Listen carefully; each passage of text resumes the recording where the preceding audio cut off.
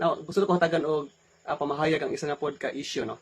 Daghan sa komentaryo, no, bisan sa uban nga mga naga-post regarding sa pagturo man Catholic nga i-search lagi daw ang history kinsa ang founder sa Roman Catholic Church. Now, kung tinuod mo adto ka sa encyclopedia o sa Google ba, no, mugawas gyud nga the Catholic Church is founded by Jesus Christ according to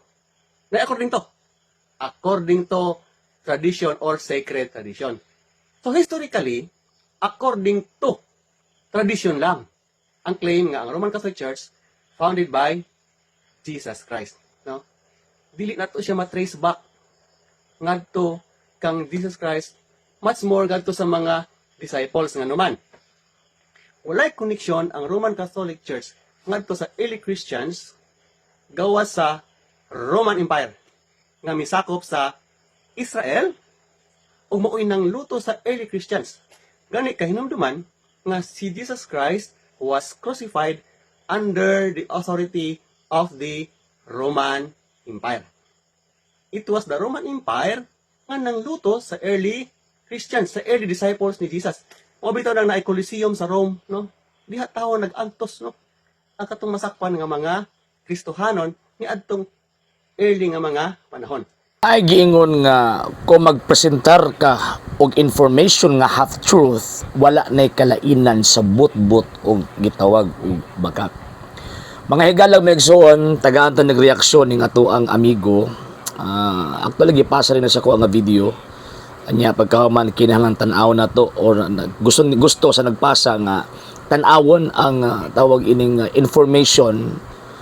So taon ang information nga gi-present ni ining ato ang gitawag og amigo. Wala ko masayop, member ni sa gitawag og 70 Adventist. Wala ko masayop ha. Wala ko masayop. So ingon pa niya, dili daw kuno tinuod ang Santa Iglesia Katolika Apostolika Romana gitukod ni Kristo. Ngano man kay wa day koneksyon ang Iglesia Katolika sa gitawag og kang Kristo kundi dito ra daw na develop sa Roman Empire or gikan sa Roman Empire. So naa siya mga gipang present nga history kuno ingon pa niya unya pagkahuman iyahang gitakil ang mga butang mga gisulod niya yung una information nga sa kuang observation wala siya nagbase sa kasaysayan. Nasa gibasihan pero iyahang gipudyot-pudyot niya gisulod niya ang iyahang kaugalingong panguna or nakopya niya nga mga argumento, mga information nga siguro gikan rapod sa iyahang gitawag og mga pastoy. So na ako'y nakita nga 7 ka argumento nga kinahanglan tubagon. Pinakauna kining iyang giingon nga basta mabasa daw kuno ka og tawag ining mga libro sa kasaysayan, mabasa daw even sa Google according to tradition. So iya lang gimaliit ang maong gitawag og tradisyon. Siguro ang atong amigo wa siguro siya nahibaw kung unsay meaning anang word nga tradisyon. So kung may tradition man gud gikan sa pulo nga tradere, buti pasabot ana handed down, buti pasabot gipasa-pasa. So kung mingon tag tradition, it is a thing, it is a teaching or practices handed down from one generation to another generation. So, kung naay mga pulong, kung naay mga gibuhat, or naay mga pagtulunan, nga gipasa-pasa, gikan sa usa ka henerasyon, ngadto sa laing henerasyon, gitawag na siyang tradisyon. So, karon na may mga information nga mga, for example, Google, according to tradition. So, unsa man ang klase nga tradisyon? Ito sa human tradition ba or tawag ining sacred tradition? Nga naman, kaya dako magod nagkalainan ng sacred tradition o human tradition. Kaya ang human tradition mugna lang sa experience, mugna lang sa una-una or fiction or legends sa usa ka community or sa usa ka gitawag og tawo nga nagpasa-pasa niya ng maong information. Apan kumingon ta og sacred tradition, buti pasabot usa ka na ka information or usa ka na ka butang o usa ka na ka teaching nga gipasa-pasa from the sacred institution. Unsa man lang or kinsa man na nga sacred institution. Siyempre ang Ginoong Jesucristo ang iyahang gitawag og mga apostol. Muna kung magbasa ka sa kasaysayan gumingon from the sacred tradition or from tradition nya capital letter T, that is refer sa sacred tradition nga gikan mismo sa mga apostol. So kung naay mga historians maingon nga gikan sa tradisyon or according sa tradisyon, sumala sa tradisyon, buti pasabot kana nga information nadawat from the apostles mismo. Ana ba? Dili kay tawag ini magbuot-buot naghatag og information nga di mao. Di ba? Number 2 point sa iyahang first argument mga sir og tawag ining mga mami. Ano nga, wala ko nagsa Iglesia Katolika kay ang Roman Empire man kani adto ang nanglutos kay ang Roman Empire man kani adto ang misakop sa tawag ining Israel at that time. Actually dili ko mosupak ana ngano man kay pag-abot ni Ginoong Kristo ang conquering tawag ining empire at that time ang Roman Empire. Kung wala ko masayop tawag ining 100 years before Christ 100 years before Christ, tawag ining Roman Empire na ang nagunit sa tibuok, tawag ining apil ang eastern part nga kining Israel. So Roman Empire na. Pag-abot ni Ginoong Kristo, naana ang Romanong Imperyo. Ingon pa sa itong higala nga, nanlutos daw ang Roman Empire. Ano sa di sila nanlutos? Ano sa nagsugod nga nanglutos ang Roman Empire? Mo niwa niya gisulti. Half-truth. Nga naman kay ang unang milutos sa mga apostol kang Ginoong Kristo dili ang Roman Empire. Ang unang milutos ang mga Hudyo mismo. Pero ngano lagi gipatay lagi si Kristo sa Roman Empire lagi. Roman Empire na nagpatay. Kay at that time, ang Israel at that time wala sila'y power, wala sila'y authority to execute capital punishment. Kay again, anang panahon na conquered sila sa Roman Empire. Gitanggalan sila og otoridad at that time.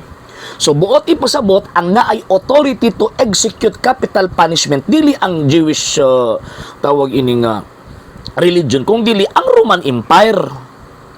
So mao na ang execute kang Ginoong Kristo dili ang mga Hudyo kung dili ang Roman Empire kay again sila ang naay authority at that time to execute capital punishment.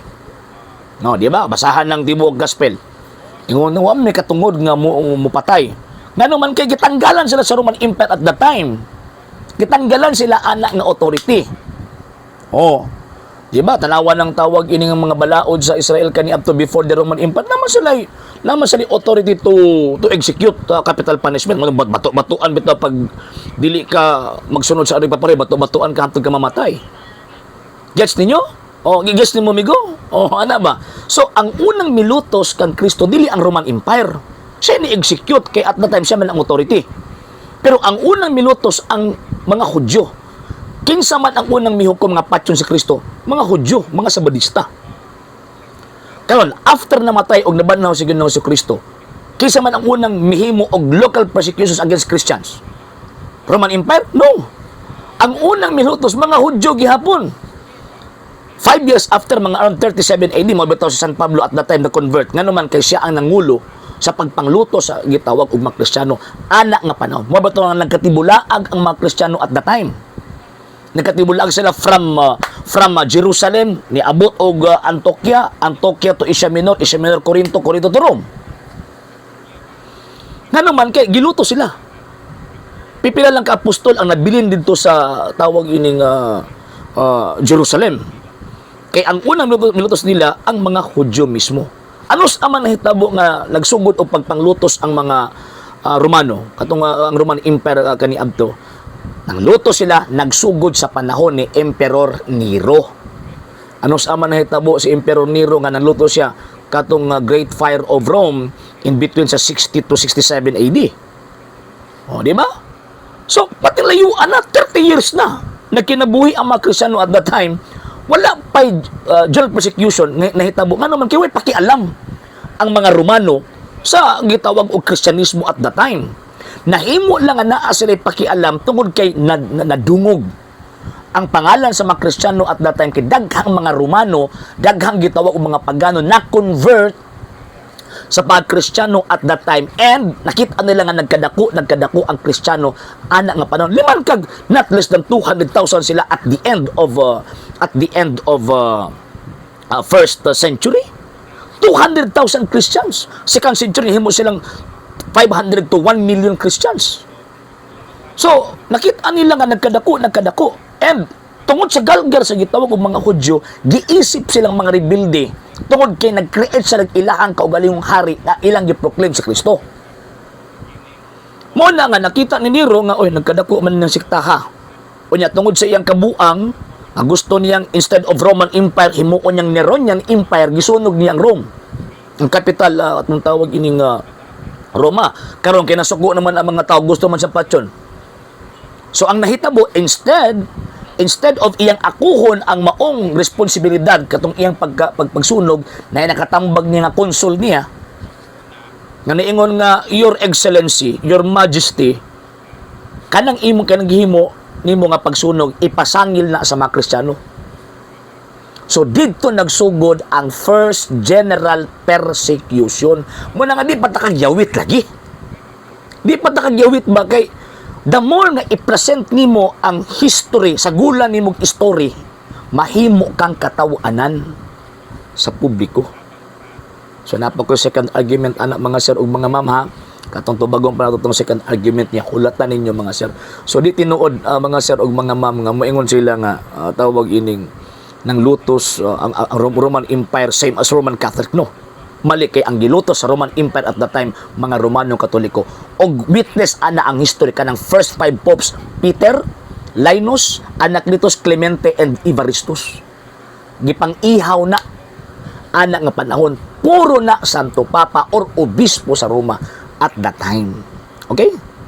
Sa hindi pa po nakapag-follow sa mga pages po natin, i-follow nyo po yung mga pages po natin. RJ Horolanciano II, TV Apolia Punto Argumento page, Kuya Apologies TV page, and RJ's Vlog 2022. And pwede rin po kayo mag-send po dyan ng Facebook stars. And also, sa ating po mga channels, sa hindi po nakapag-subscribe, i-subscribe po ninyo yung mga channels natin, The Lay Catholic, Apologies International Official, RJ Sano II TV, Kuya Apologies TV, and Barrio Kawayan Religious Forum.